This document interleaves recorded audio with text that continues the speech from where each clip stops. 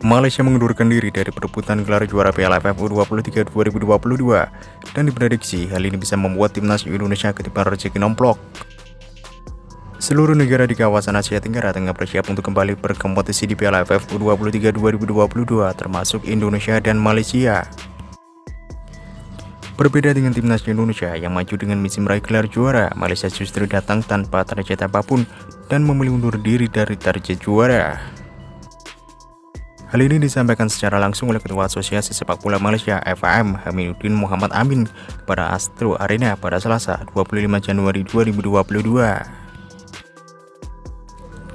Hamiduddin menjelaskan bahwa timnas Malaysia U23 asuhan Brett McIlroy memang memiliki beberapa agenda penting selama beberapa bulan ke depan seperti Piala AFF U23, SEA Games, dan Piala Asia U23.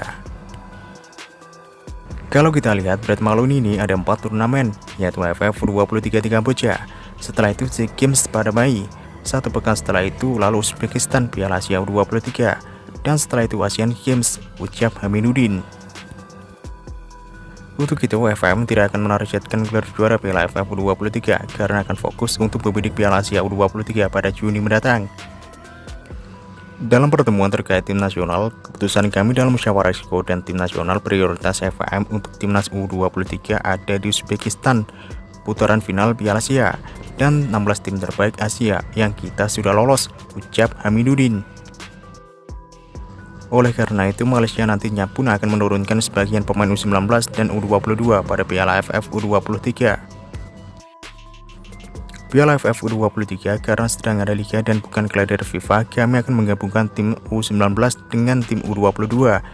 Itu dilakukan karena ada banyak pemain yang dilepas klub, ujar Hamiduddin. Kami memahami klub juga ingin mempromosikan pemain-pemain U19 seperti yang juga dilakukan negara-negara lain, imbuhnya. Kabar ini tentu bisa menjadi sedikit angin segar dan bisa saja menjadi keuntungan bagi timnas Indonesia yang akan bergabung dengan Malaysia di grup Piala AFF U23 2022 bersama Myanmar dan Laos.